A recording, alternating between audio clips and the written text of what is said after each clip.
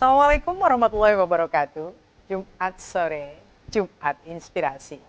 Dan seperti biasa saya Diana Rusyanti kembali menjumpai Anda, pastinya untuk mengajak Anda berjumpa dengan dia yang perjalanan hidupnya, apa yang dilakukannya, idenya, mudah-mudahan bisa menginspirasi kita. Kali ini, sorot kamera Duta Televisi akan menyorot sosok muda yang luar biasa. Dan ini agak memecah pakem di dalam persenatoran. Kita temui Bung Dayat El atau Muhammad Hidayatullah yang saat ini bersama saya sudah ada di studio. Selamat sore, Assalamualaikum. Waalaikumsalam warahmatullahi wabarakatuh. Anda luar biasa ya, saya ingin mengucapkan selamat dulu, walaupun ini mungkin sudah berjalan beberapa bulan ya, Anda terpilih menjadi senator. Dan ini cukup mengejutkan banyak pihak. Anda muda, wayahnya yang anum. Wayahnya nang anum. Wayahnya yang anum. Anda muda, Anda membelah pakem. Dan kalau kita boleh flashback, ceritakan kenapa Anda pada akhirnya maju untuk menjadi calon anggota DPD atau calon senator dari Kalimantan Selatan. Benar. Jadi waktu 2020 itu sudah melihat bagaimana dinamika di DPD RI. Waktu itu kan ada Ibu Agustin kalau tidak salah, itu mencalon dan itu digadang-gadang. Dan itu termasuk muda ya dibanding yang seniornya. Dan sangat disayangkan dulu itu pemilih pemula hanya 30%. Tahun 2020 kita melihat itu sudah gencar pemberitaan bagaimana tahun 2024 adalah tahunnya anak muda. Pemilih pemula milenial itu dikatakan di dalam pemberitaan itu hampir lebih di 60%. Di sana kita sudah mulai melihat, mengukur, dan menghitung bagaimana langkah-langkah ke depan. Dan alhamdulillah sampai saat ini kita sampai di sini ya udah alhamdulillah. Dan terpilih. Baik, kita masih breakdown. Menjadi menarik adalah bahwa pemilihan Dewan Perwakilan Daerah. Ya. Atau sekarang ini disebut anggota MPR, senator gitu kan, ini agak unik ya dibanding dengan DPR RI. Walaupun mungkin posisinya sama berada di pusat, tetapi orang yang terpilih selama ini khususnya untuk di Kalimantan Selatan itu kayaknya repetition. Itu aja 5 tahun ganti, 5 tahun ganti tahun saja, ganti periode, tapi orangnya adalah itu. Dan kalau diamati dari sisi pengamatan, ini sangat terkait dengan political identity. Ya. Kalau tidak mengandung darah biru Kalsel, dia mengandung stereotip. Kalau kita katakan stereotip adalah agama, begitu ya, atau turunan A, B, C, D. Apakah Anda menjadi salah satu di antaranya atau berbeda? Hari ini kita mencoba bagaimana memecahkan dalam pakem tersebut. Yang biasanya itu dipandang sebagai senator di Kalimantan Selatan itu kan kalau tidak dengan kalangan, mohon maaf, ada kalangan habaib ataupun dari pegustian. Hari ini kita mencoba di waktu pendaftaran pun, Ibu, waktu kemarin kami juga menghitung bagaimana mengukur di detik-detik akhir pendaftaran. Kami beserta tim itu bersepakat pendaftaran kami di ujung-ujung. Kami mau melihat dulu siapa-siapa yang kira-kira dalam ikut serta dalam DPD tersebut. Hampir jam 10 malam kami berangkat arak-arakan pakai sepeda motor gaya anak muda, disambut hangat dari puluhan ratusan wartawan waktu itu. Itu memperlihatkan bagaimana aneka ragam dari anak muda yang terbaru. Dan alhamdulillah kami melihat, dan satu-satunya mungkin di Kalimantan dan Kalimantan Selatan menjadi salah satu tolak ukur bagaimana keberhasilan ini. Kalau dikatakan Babang Pacul ini Korea-Koreanya Kalimantan Selatan. Kroya-kroyanya gitu. Dan tapi kalau dilihat dari face Anda dan lain sebagainya, apakah Anda bukan berada di antara dua itu? Pergustian atau perhabaiban? Kalau kita ini totok asli orang Hulu Sungai. Jadi asli orang Banjar gitu. Orang Banjar. Tidak ada sedikit pun. Nggak ada. Orang tua asli Hulu Sungai dan kita lahir di Hulu Sungai. Barabai. Baik. Jadi betul-betul mematahkan kondisi yang selama ini berjalan. Iya. Nah, Anda sendiri ketika tadi memutuskan, katanya menghitung karena ternyata pemilih milenial ada 60% dan menyasar di situ.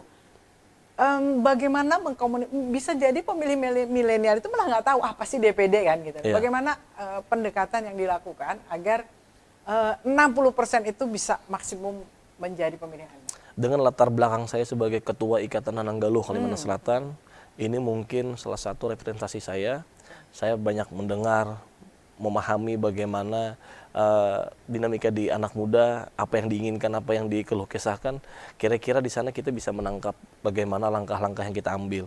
Tentu bagaimana pendekatan tentang anak muda, kita hari ini melihat bagaimana ini sosial media sangat berpengaruh. Dan alhamdulillah dari dulu kita ini emang bekerja sebagai influencer kan, mencari secercah rezeki dari influencer, endorsement segala macam, kita memahami. Dan alhamdulillah perlahan demi perlahan saya mengubah dalam style saya di sosial media, beranjak ke bagaimana pendekatan dengan masyarakat dan diarahkan ke arah politik. Tentu ini merupakan tantangan dan alhamdulillah dengan memanfaatkan sosial media ini secara positif, alhamdulillah bisa berdampak dengan politik yang kita saat ini. Baik, Anda mempunyai tagline wayahnya Nanganom. Ya. Itu menjadi menarik dengan tampilan tadi, pendaftaran yang sudah seru dan lain sebagainya. Tapi secara esensi Anda pastinya harus berbeda dong. Ya. Apa yang Anda pelajari terkait DPD? Apakah Anda paham atau sekedar pokoknya aku akan mengambil suara saja? Apakah mempelajari itu dan rencananya mau seperti apa? 2020 sampai 2022 saya adalah wakil ketua DPW di salah satu partai petinggi di Kalimantan Selatan. Saya mengundurkan diri dari partai, maju ke DPD bukan hal yang kira-kira sebentar. Saya udah panjang mempelajari bagaimana DPD tersebut. Hanya saja yang saya rasakan di DPD satu dalam kekurangannya, yaitu tidak bisa memutuskan secara budgeting anggaran. Nah, selain itu saya merasa di DPD juga punya peran penting untuk bagaimana memberikan pengawasan terhadap otonomi daerah.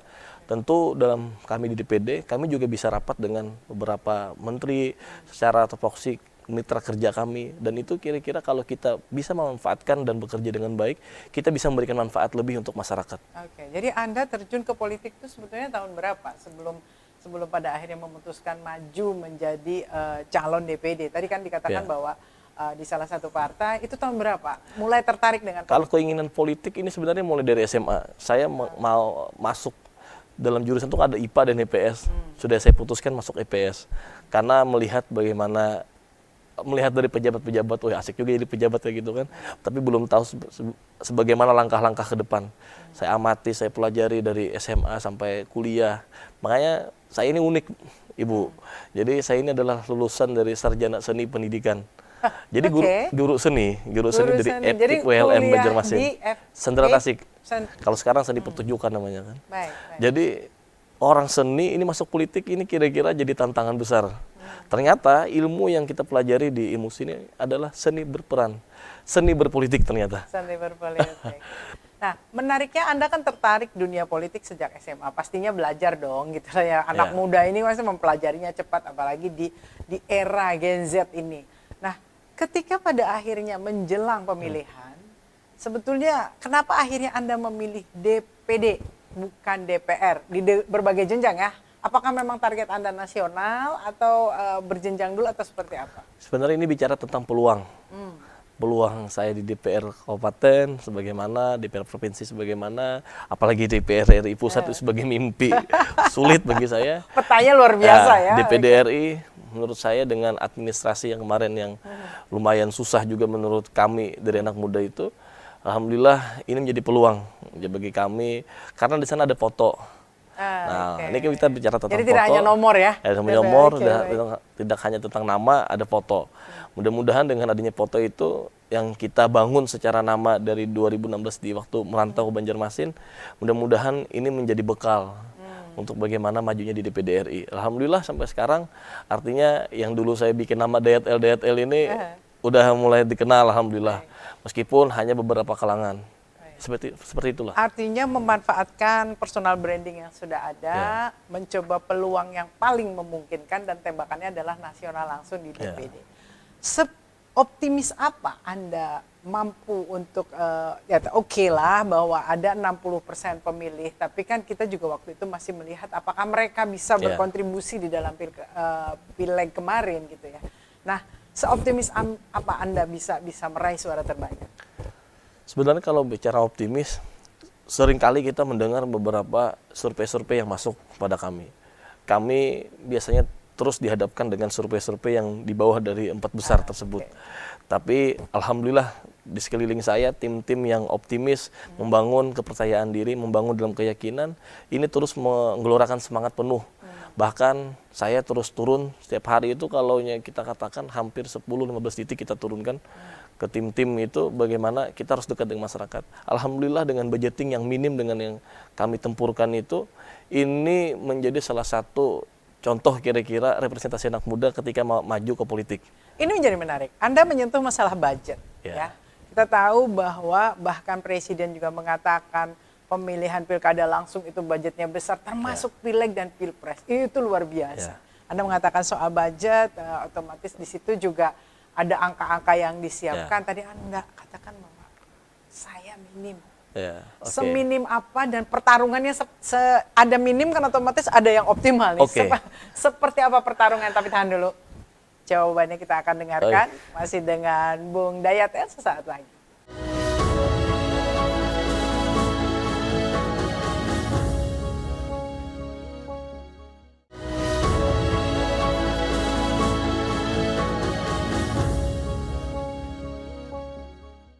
Pemirsa, politik mahal. Bahkan ada yang lebih ekstrim lagi, politik itu kotor. Anda sebagai anak muda melihatnya seperti apa? Dan bahwa ketertarikannya memang sejak lulus SMA atau sejak SMA mulai tertarik, karena ada terlihat pada posisi-posisi sosial. Ketika menjalani, petanya seperti apa sebelum ke arah pertempuran tadi dengan minim budget, dan minim budget kan artinya bertempur dengan yang full budget. Nah ini seperti apa Anda melihat? Kalau pertempuran secara kekuatan uang itu kan, saya dengan rendah hati saya bicara sadar diri. Saya dengan latar belakang, saya umur 7 tahun udah anak yatim, dan juga adik saya umur 1 tahun, ibu saya sampai sekarang ini masih janda, ditinggalkan orang tua di saat anak kecil. Tentu kalau bicara tentang kekuatan uang politik, kayaknya saya dan teman-teman kami hanya bicara tentang bagaimana ikhtiar yang harus kami kuatkan, usaha yang harus kami tekadkan. Tentu bagaimana di politik ini kan tergantung bagaimana nawaitunya. Dan kami rasakan adalah nawaitu bagaimana bisa bermanfaat bagi masyarakat. Terkhusus bisa bagaimana merangkul kepada sesama anak muda. Apa yang Anda komunikasikan kepada teman-teman pemilih muda? Karena kan Anda lebih menyasar ke sini ya, bukan ke yang memang sudah pangsa pasarnya orang lain begitu kan. Bagaimana Anda mengkomunikasikan apa sehingga mereka rela untuk memilih Anda? Sebenarnya yang kita sampaikan ini adalah bagaimana perubahan. Bagaimana ada rasa baru. Makanya kan dengan tagline wayahnya Nang Anum itu sebenarnya udah punya arti yang masing-masing diberikan pemahaman secara anak muda. Wayahnya Nang Anum, ada perubahan, ada rasa baru, ada semangat baru, ada harapan baru, kayak gitu kan. Alhamdulillah dengan itu sebenarnya menjadi tanggung jawab besar bagi saya.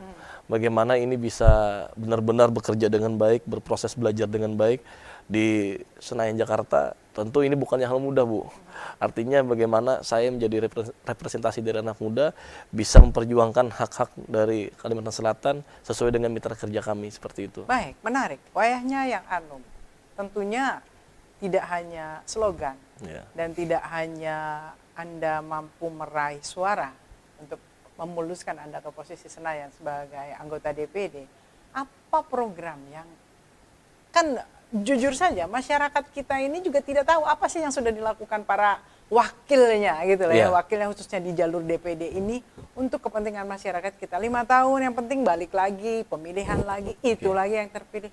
Tapi apa sebetulnya yang sudah dikembalikan atau boleh dikata dibuktikan untuk bahwa mereka mewakili kita? Nah, plan apa atau rencana apa yang waktu itu Anda coba susun dan sekarang mungkin harus mulai pelan-pelan diwujudkan? Kalau waktu kampanye kami jujur dengan masyarakat, kami tidak ada yang terlebih jauh tentang bagaimana visi misi dan juga janji-janji yang terlalu berlebih. Hanya saja saya sampaikan DPD dengan kekuatan yang saya sampaikan bahwa DPD fungsinya seperti ini dan lain-lain. Dan hari ini adalah tugas kami sebagai di perwakilan Kalimantan Selatan, tentu bagaimana ini menjadi proses belajar yang tidak ada berkesudahan. Makanya ketika ada rapat-rapat kerja segala macam, saya sebagaimana harus terus bagaimana menyuarakan dan saya sampaikan pada masyarakat. Kalau kata senior itu, Tuhan itu udah maha tahu, tapi masyarakat harus diberitahu. Nah, artinya bagaimana nanti ada rapat kerja saya sampaikan. Bicara tentang program, kami sebelum 100 hari kerja ini terus melakukan bagaimana penjaringan secara relasi kepada para menteri-menteri dan lain-lain, para dirjen dan lain-lain. Mudah-mudahan nanti bisa kita perjuangkan bagaimana hak program yang kita salurkan kepada masyarakat Kalimantan Selatan.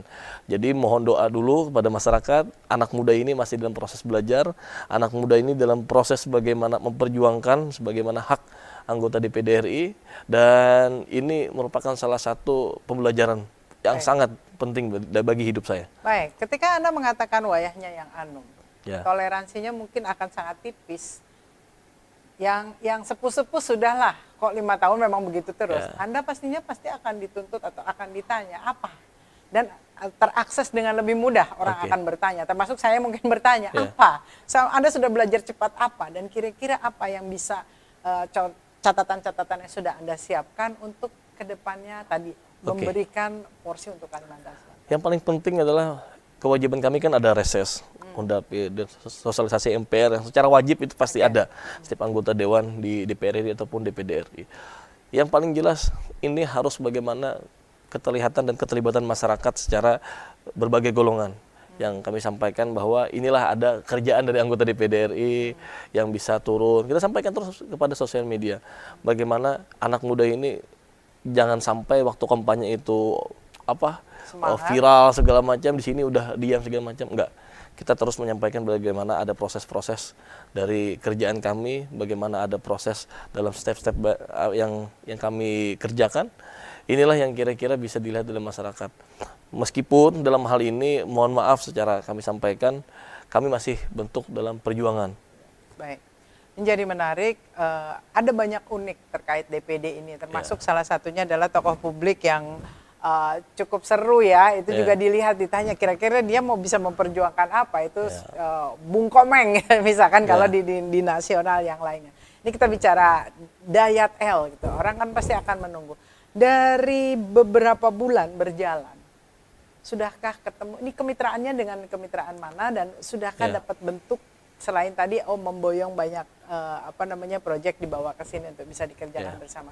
Sudahkah ketemu bentuknya apa yang akan dilakukan ke depan? Ini mitra kerja kami di Komite 1. Karena di PDRI ini, Bu, kami setiap tahun itu pasti rolling di 4 yang anggota ini. Ada Komite 1, 2, 3, dan 4. Nah, sementara hari ini saya bertugas di Komite 1. Kalau DPR kan komisi, kami Komite 1. Komite 1 kami bidangi dari otonomi daerah, pemerintahan, kepemiluan, hukum dan HAM, dan juga ada ATR BPN dan Kementerian Desa. Yang sementara yang rapat kerja kan baru 3 bulan ini kan. 1 bulan kemarin masih fokus bagaimana pelantikan presiden dan lain-lain.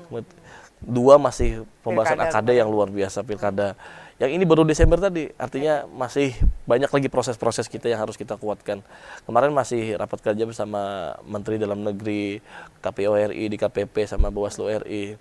Terus sama kemarin mau rapat dengan ATR BPN belum ada jadwal. Mudah-mudahan di Januari ini banyak nanti kita bisa kerjasamakan dan juga bisa usulkan bagaimana dalam solusi-solusi terhadap Kalimantan Selatan. Baik, artinya juga harus cukup cepat mempelajari apa yang dibutuhkan Kalimantan Selatan ya. Yang penting berani bicara dulu kita. Masalah salah segala macam ini, namanya proses ya pasti ada kesalahan, dan juga ini pasti belajar lah. Baik. 26 tahun seorang Dayat El, dan posisi malang melintang di dunia dunia endorsement begitu kan, tadi disampaikan, dan ternyata backgroundnya adalah sebetulnya seorang pendidik di bidang seni. Nah, bekal-bekal ini Anda sebagai ketua Ikatan Nananggaluh Kalsel, Anda tentunya sudah terbiasa dengan performan dan lain sebagainya. Kira-kira bekal-bekal ini yang Anda bawa, selain tadi akhirnya Anda bisa menggrab pemilih, itu untuk kedepannya sebagai Anda DPD, itu menjadi bekal seperti apa? Bekal yang pertama adalah percaya diri yang hari ini saya rasakan. Bagaimana di Nananggaluh kami diajarkan bagaimana komunikasi yang baik, bagaimana attitude yang baik. Disinilah yang kira-kira bekal yang mendalam yang saya rasakan ikut Nananggaluh. dan juga latar belakang saya di waktu kuliah. Saya ini sebagai ujung tombak bagaimana ekonomi keluarga. Saya pernah jualan nasi goreng, gerobakan. Saya juga pernah sebagai jasa cuci sepatu. Saya juga pernah jualan pakasam sampai ke Thailand waktu itu. Dan artinya banyak hal-hal pengalaman yang hari ini menjadi bekal saya sebagai bahan tempur petarung di Senayan Parlemen Jakarta. Tentu dengan bekal-bekal ini juga saya merasa masih kurang. Karena masih banyak lagi pembelajaran-pembelajaran yang harus saya dapatkan. Makanya ketika saya di Dapil, saya terus bagaimana turun mendengarkan keluh kesah dan permasalahan apa yang terjadi. Dan saya lebih banyak suka berdialog dan berdiskusi. Makanya ketika saya reses, saya terus bagaimana membuka ruang diskusi, ruang dialog. Padahal dengan latar belakang saya ini kalau secara dihajar secara masyarakat, sangat cepat Bu.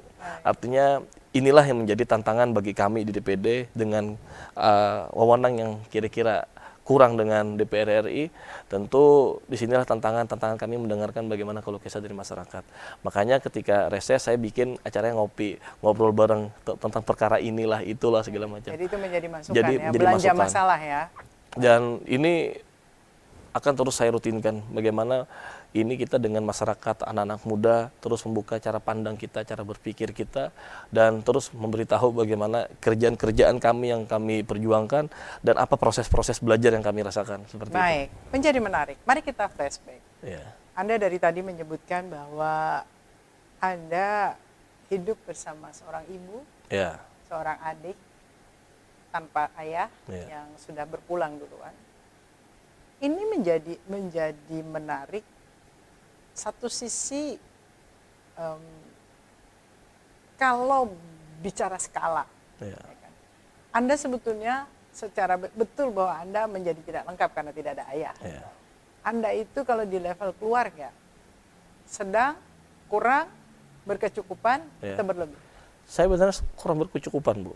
Kalau boleh cerita, bapak saya almarhum Abah itu adalah pensiunan guru. Kalau secara kita kalkulasi, ibu saya hanya sebagai menerima uang pensiunan dari bapak. Itu sangat kurang bagi kami. Makanya waktu saya sekolah sampai saya kuliah, ibu masih sebagai pembantu rumah tangga tetangga. Jadi 4 tahun kemarin atau 3 tahun kemarin sebelum saya jadi seperti ini, ibu masih sebagai pembantu rumah tangga.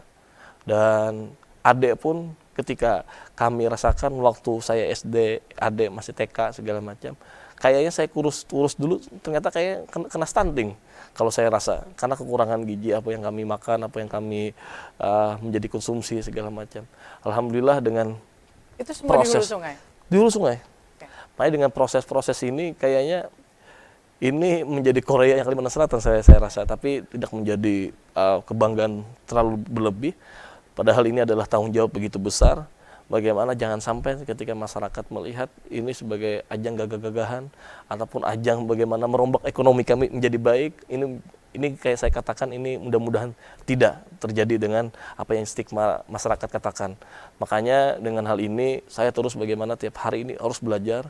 Makanya hadir di sini pun artinya saya belajar bagaimana berkomunikasi dengan baik secara public figure di TV Kebanggaan Banua, bertemu ibu, berdiskusi dengan ibu, tentu hari ini juga belajar bagaimana berdialek ya kan dengan ibu. Nah, ini sangat senang saya. Saya sangat tertarik dengan sosok ibu. Ya. Karena Anda menceritakan latar belakang ibu dengan penuh bangga. Bangga saya. Mungkin sebagian orang akan menyembunyikan ini. Ya. Dan dilihat dari perjalanan karir Anda, ya kan, bahwa Anda menjadi Nananggalo, bahkan jadi ketua, itu agak jomplang dengan posisi yang tadi Anda sampaikan ya. Ya.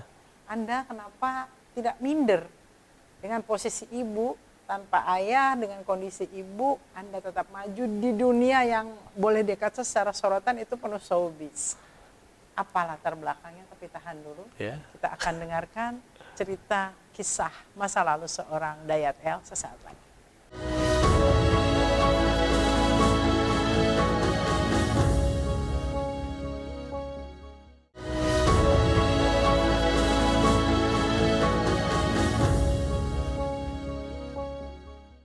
Life cycle, putaran kehidupan, tidak pernah ada yang tahu.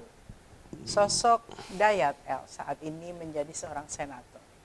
Tadi diceritakan bagaimana ibu harus kehilangan pasangannya, sang ayah. Tapi tadi off cam kita ngobrol bahwa ternyata sebetulnya sang ayah ini cukup aktif sebagai aktivis ya, jadi aktivis organisasi dan lain sebagainya. Pertanyaannya, kalau melihat bahwa sebetulnya ayah itu oke, guru, tapi dia adalah seseorang. Tapi mengapa sampai kondisinya ibu harus mengambil pekerjaan membantu di rumah tangga orang lain? Itu apa latar belakangnya? Pertama, ketidakcukupan tadi kan. Kalau ibu tahu bagaimana gaji pensiunan guru skala yang paling rendah, kalau kita katakan bukan 1,5 itu kira-kira cukup nggak kita bertiga? Belum rumah, listrik, air, makan, mau saku kami dan lain-lain. Tapi alhamdulillah kami katakan kami sangat bersyukur bagaimana kami harus bertarung dengan kehidupan. Tentu di waktu itu ibu juga bagaimana sama-sama perjuangkan sebagaimana ia juga sebagai abah, ia juga sebagai ibu gitu kan. Saya juga sebagai anak paling tua harus bagaimana punya target tinggi, bagaimana bisa memberikan penghargaan terbaik pada ibu ketika nanti saya udah menjadi dewasa. Alhamdulillah sampai saat ini mungkin ini ibu alhamdulillah tidak lagi bekerja capek seperti dulu. Jadi ini perputaran roda kehidupan sangat luar biasa dari Tuhan, dan ini mungkin harus kita jaga bagaimana syukurnya terhadap pemberiannya. Baik, bagaimana sebagai anak pertama? Tadi kan Anda tuh juga ikut berbagai aktivitas. Kan kadang ada namanya anak muda ada minder-mindernya. Ibu saya harus menjadi pekerjaan tersebut, begitu ya. Tapi Anda menceritakannya dengan begitu bangga. Bahkan Anda juga masuk di jenjang-jenjang yang tadi saya katakan, dunia agak showbiz lah untuk di Kalimantan Selatan ya, dunia Nananggalo, bahkan posisinya sekarang menjadi ketua pengurus. Bagaimana Anda menjalani itu?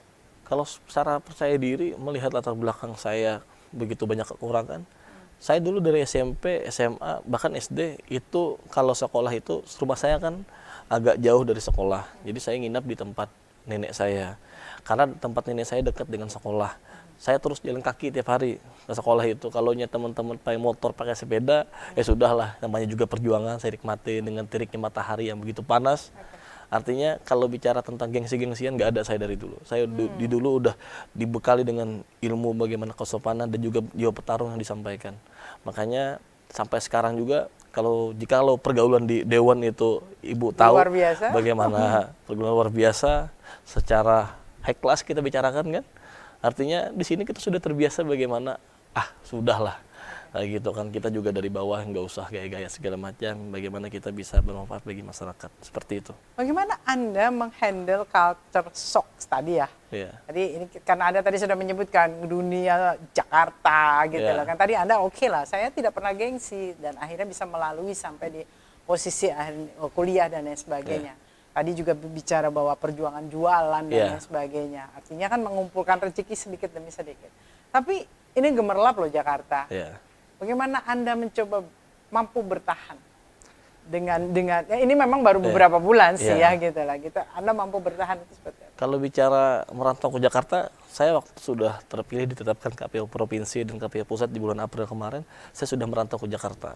Bagaimana kehidupan di Jakarta, saya ngekos di sana, saya berjuang di sana, saya banyak-banyak pendekatan yang baik di sana, cari-cari senior yang bisa bimbing saya, dan saya harus lebih mengetahui bagaimana kehidupan di Jakarta terlebih dahulu sebelum saya dilantik sebagai saya berkehidupan di sana. Tentu melihat dalam gemerlap kehidupan di Jakarta, ini merupakan salah satu tantangan bagi saya. Sebenarnya untuk bagaimana memfilter teman, bagaimana menstabilkan bagaimana pandangan kita, ini tergantung cara pandang kita. Cara pandang yang kita harapkan ini bagaimana tetap kita lihat keadaan di kampung, keadaan orang tua. Seperti itulah yang kira-kira menjadi itu yang menjadi akarnya ya. Menjadi akarnya. Secayang dan secinta apa Anda pada ibu? Sayang betul ini. Bagaimana ibu membesarkan sampai saat ini, saya bertiga, ibu, adik dan saya di sini. Ini adalah berkat doa ibu yang menembus akar langit ketujuh kayaknya ini. Sampai tiang aras bergerak ini kan.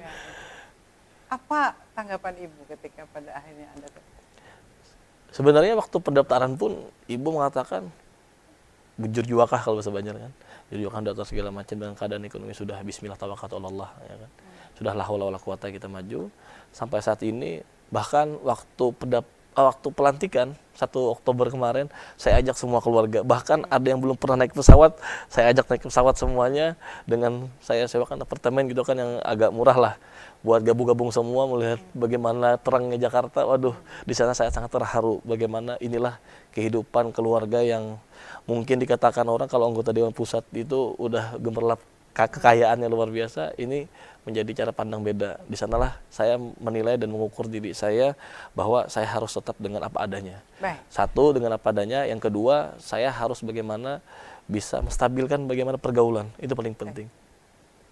Mari kita menyeimbangkan flashback dan kondisi sekarang. Iya. Anda menjadi hal yang aneh Iya. bagi mereka yang memang tujuan melangkah ke Senayan sana di posisi apapun dengan modal yang begitu besar.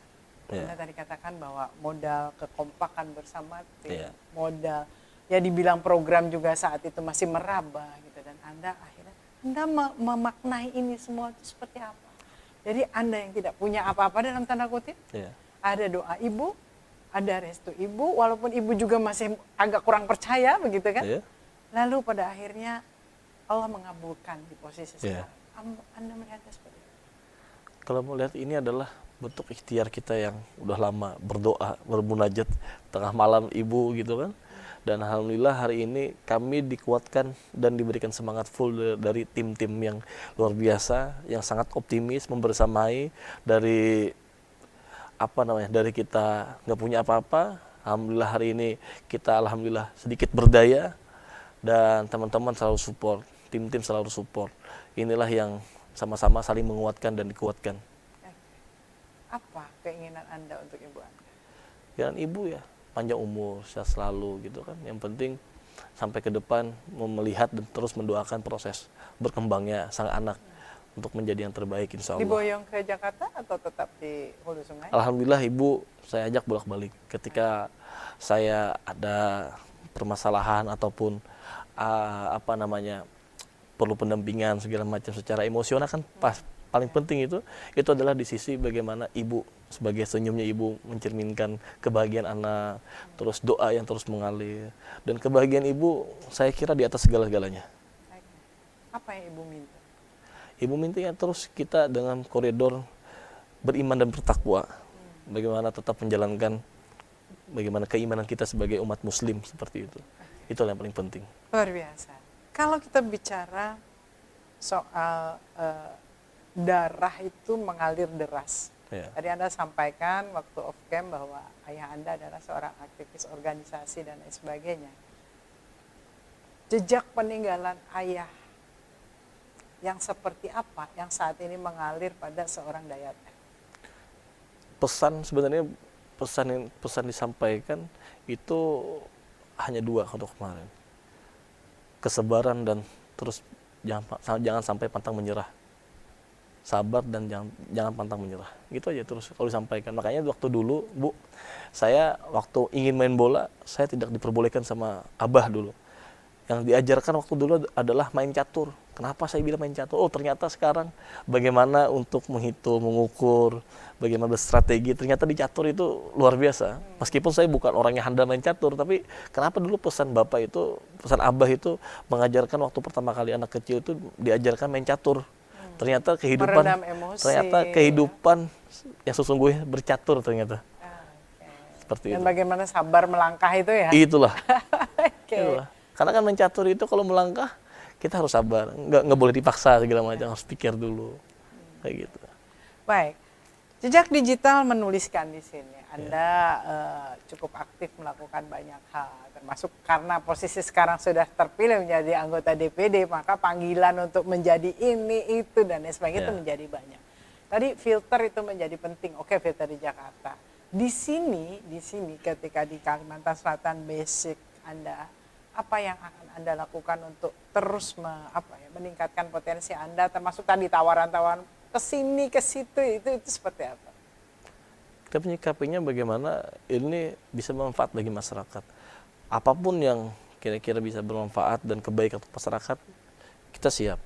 Insya Allah dengan tekad yang kuat sebagai anak muda yang masih energik, yang masih semangat seperti ini, kita insya Allah siap seperti itu, Bu.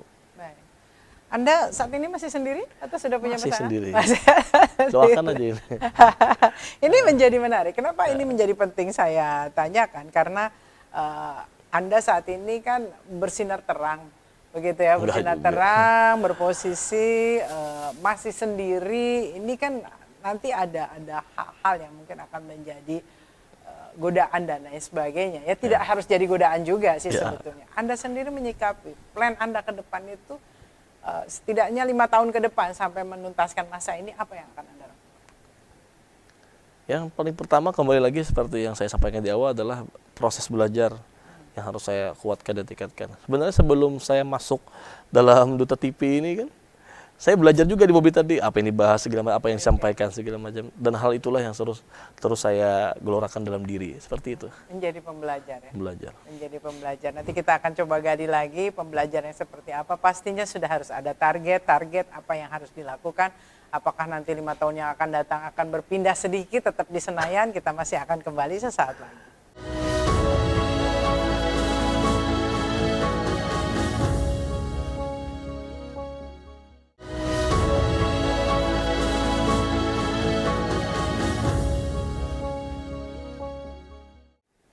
Pemirsa, jika bicara hidup, kita memang akan penuh kejutan sebetulnya. Memplanning atau merencanakan itu juga menjadi penting. Tetapi pada akhirnya, planning itu sendiri atau rencana itu sendiri itu juga akan berbenturan dengan takdir Tuhan yang memang sudah ditentukan. Anda melihat perjalanan hidup tadi ya, dengan ibaratnya hidup di hulu sungai, kecil besar di sana, tetapi lalu berkiprah di sini, dan sekarang bersinar di Senayan. Anda melihatnya ini seperti apa dalam kehidupan Anda? Ini suatu mukjizat bagi saya kiranya. Roda kehidupan yang sangat cepat berproses. Meskipun saya rasa sangat cepat, tapi prosesnya juga luar biasa. Dan melihat dari beberapa perjalanan hidup, banyak memiliki kesan pesan yang saya sampaikan kepada teman-teman khusus di Nanggala, bagaimana jangan takut bermimpi. Ada contoh yang kira-kira bermimpi meskipun orang biasa, latar belakang biasa, ini bisa terwujud berkat dari ikhtiar kita. Dan saya sebagai alumni dari ULM itu kan mahasiswa bidik misi, kalau ibu tahu bidik misi itu beasiswa yang tidak mampu dulu saya dapatkan. Saya sering bicara tentang mahasiswa alumni bidik misi itu, bahwa jangan takut bermimpi, kembali lagi. Artinya kita punya mimpi yang harus kita ikhtiarkan lah, seperti itu. Kalau Anda dari tadi bicara ikhtiar kan, oke lah bahwa ada banyak hal yang dilakukan. Kalau boleh nengok sedikit, sebetulnya ikhtiar Anda itu seperti apa sih? Ini bukan untuk sombong-sombongan ya pemirsa, tetapi bahwa ini menjadi sebuah journey yang memang harus Anda sharing juga. Karena Anda sekarang ini lagi jadi sorotan, dan mungkin teman-teman Anda yang di bawah juga ingin sekali mendapatkan, mengikuti journey seperti yang Anda. Yang pertama adalah bagaimana kita harus perbanyak relasi, terus bagaimana sering berdiskusi, berkomunikasi dengan baik. Tentu itulah bentuk ikhtiar yang sangat baik kalau kita mau terjun ke politik dari awal-awal sebagai anak muda. Makanya waktu kami di Nanggala, kami sering memanfaatkan bagaimana terus audiensi, silaturahmi dengan siapa-siapa. Makanya di sanalah ajang-ajang kami dari Nanggala itu beradu argumentasi dan juga berdiskusi dengan tokoh-tokoh stakeholder setempat. Dan di sanalah kami belajar bagaimana komunikasi dengan baik, bagaimana penjaringan relasi dengan baik. Itulah bentuk ikhtiar yang saya rasakan dulu bernanggala. Baik, relasi dan networking itu menjadi pendewasaan tersendiri ya. Baik. Waktu Anda untuk belajar cukup ya kita akan melihat ya relatif ya, panjang atau tidak itu kan menjadi relatif. Ini kan di Jakarta dengan berbagai pihak. Kita lihat DPD memang juga tidak hanya Kalsel, secara umum seluruh Indonesia itu rata-rata memang senior semua. Senior semua. Anda bagaimana menempatkan diri Anda di hadapan mereka agar tetap bisa menarik ilmu dari mereka, satu sisi tidak menghilangkan sopan santun, tapi Anda harus leading. Dan alhamdulillah hari ini saya sebagai bagian kaukus anak muda di DPD RI dan juga kaukus anak muda Senayan, Jakarta. Dan hari ini juga salah satu wakil ketua panitia perancang undang-undang di DPD RI. Ini menjadi sejarah, alat kelengkapan yang dipimpin oleh para Kalimantan Selatan. Kalimantan Selatan kan hari ini luar biasa secara prestasi di Senayan. Ada ketua Komisi 2, ada ketua BKSP Pak Partasan Aman, dan ada juga saya alhamdulillah sebagai wakil ketua dari PPUU. Ini salah satu bagian dari mana di Kalimantan Selatan udah mulai bersinar. Bagaimana bisa dilihat dan dirasakan, dan ini menjadi acuan bagi anak muda dan juga masyarakat. Dan alhamdulillah dengan adanya seperti ini mungkin menjadi salah satu contoh bagi representasi dari anak muda seperti itu. Bagaimana kan kalau kita melihat ya, kayaknya saya tidak tahu, kami masyarakat itu tidak terinformasikan sekompak apa para perwakilan kita baik di DPD maupun DPR RI yang berada di pusat itu. Apakah ada pertemuan kah? Atau jalan sendiri-sendiri saja? Kami kan masyarakat memang agak kurang mendapatkan feedback itu, kayaknya sendiri-sendiri nih. Sebetulnya bagaimana kondisinya? Jadi kami kalau di DPD RI itu namanya ada Kaukus Kalimantan. Kaukus Kalimantan alhamdulillah luar biasa. Berarti 5 provinsi ya? 5 provinsi alhamdulillah itu kekuatan komunikasi dan silaturahminya sangat kuat. Harapan kami tidak hanya sebagai Kaukus Kalimantan di DPD RI, cuma DPR RI, agar kekuatan kita Kalimantan sebagai ibu kota negara ini kan di Kalimantan. Tentu ini harus bagaimana kekompakan yang harus kita dapatkan di sini agar pembangunan nih harus lebih banyak ke Kalimantan, seperti itu. Dan mudah-mudahan yang lebih kecilnya dulu, yang lebih simpelnya dulu, kita kompak dulu, DPD RI dan juga DPR RI dari Kalimantan Selatan. Artinya kalau targetnya kompak dulu, belum ada berarti komunikasi yang... Ada komunikasi baik. Yang rutin? Komunikasi baik. Kalau secara rutin mungkin saya baru kan, saya baru belum sampai 100 hari kerja, dan juga pertemuan waktu pelantikan dan juga rapat paripurna MPR kemarin, dan pelantikan presiden, baru 3 kali yang secara khusus kami bertemu semua.